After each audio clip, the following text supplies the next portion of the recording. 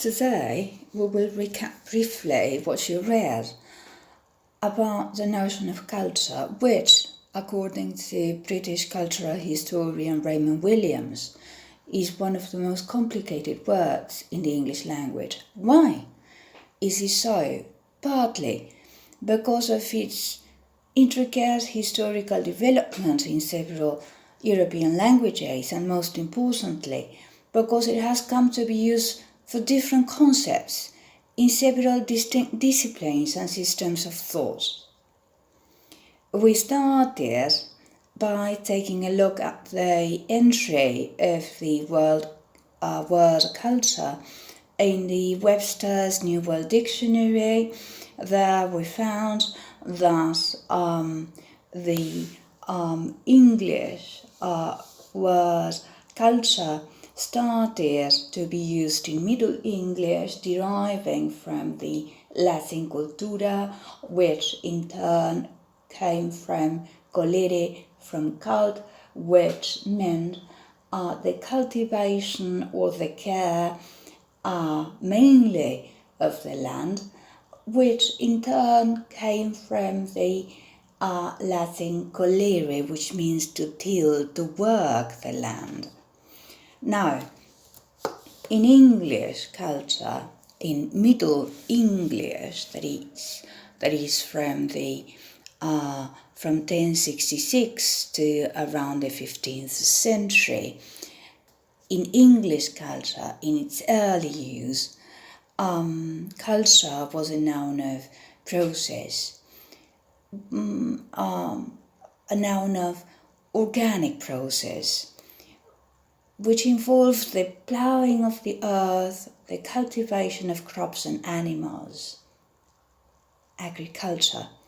From the 16th century, this sense of culture as cultivation, that is the tending of natural growth, extended to the process of human development, the cultivation of the mind. In the 18th century, it came to represent also the intellectual side of civilization, the intelligible as against the material, the concrete. With this, it gradually included a more abstract, general social process, and with the sense of cultivated, it took on a class fix, a class connotation. As John Stuart Mill put it, cultivation, to be carried beyond a certain point, requires leisure. The Old English Dictionary cites in 1764 the use of the word cultured, the adjective, in the sense of refined. However, culture as an independent noun, as an abstract noun, or the product of such a process, is not common before the 19th century.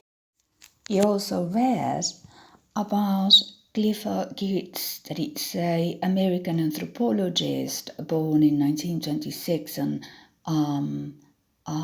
who died in 2006. We read his notion of culture as an ordered system of meaning and symbols, in terms of which social interaction takes place.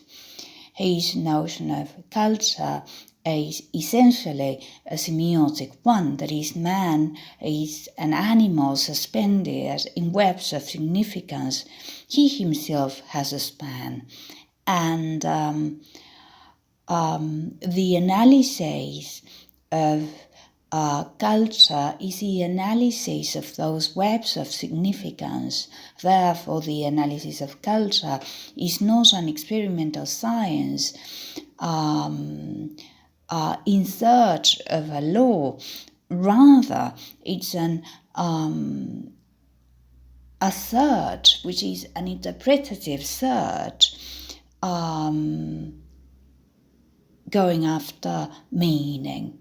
Let's take, for example, a cultural manifestation, a cultural event. Let's take something I guess all of you know very well, St. Patrick's Day, or March the 17th.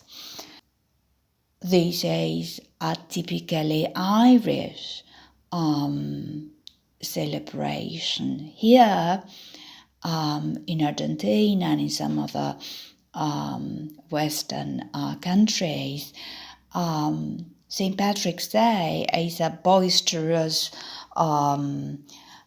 celebration, largely secular celebration of all things Irish, and mainly beer. In Ireland, this practice is, or rather I would say was, to be decoded, to be interpreted differently. It is, or it was, because not many people nowadays profess Catholicism, or only formally, they do that formally. It used to be a religious occasion, often observed by saying prayers for peace, especially perhaps in Northern Ireland. You remember Northern Ireland, the picture you looked at last class, the orange men marching, Protestant men supporting the rule of the United Kingdom in the Ulster region. Well, there you have two groups which have been for a long time in conflict. Nowadays the situation has changed. So the Catholics in Northern Ireland, also obviously in the Republic of Ireland, but in Northern Ireland, they would say their prayers asking for peace. This, with time, with the passing of time, has changed, and this practice, religious practice, has changed partly because of the influence of the celebration abroad, which Ireland and Northern Ireland have adopted locally, mainly because of tourism. So the cultural event has been exported to foreign countries, where it takes on a different meaning, which we associate with partying, drinking, and then that cultural process is taken back to the original place that it's where the celebration, the place from which the celebration sprang, and then other layers around it which were not present before. There you have a web of semiotic meanings which have to be deciphered, which have to be encoded, which shows us that culture is not static, that the cultural process is dynamic. After that, we encountered Ludwig Wittgenstein's notion of how, when we come into a strange country, even if we have a mastery of the language, we always seem to be trying to find our feet with the people and with the people's culture. Finally, you read a small extract by Raymond Williams, in which he tells us about our cultural elements seem to be irrecoverable, about the impossibility of grappling with all cultural elements. There is something that will always slip us, which will always evade us, even if we are members of the same culture.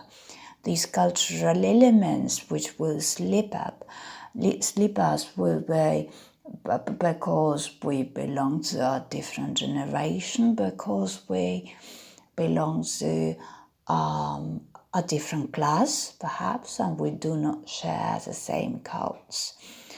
There is a degree of